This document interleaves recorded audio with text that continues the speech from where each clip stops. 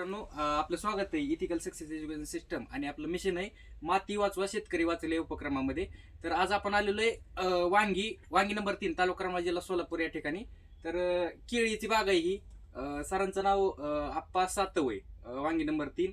तर टोटल ही केळीची बाग आहे ती 2 ते 2.5 एकर आहे. आपण एका एकरासाठी आपलं काही प्रोडक्ट दिली होती ज्याच्यामध्ये सॉइल केअर आहे, सनगार्ड आहे, त्याच्यामध्ये महाराज आहे. आणि ही प्रोडक्ट वापरली आपण ज्या ठिकाणी वापरलेत ज्या प्लॉटमध्ये आणि ज्या ठिकाणी वापरले त्याच्यामध्ये मोठा तफावत आहे.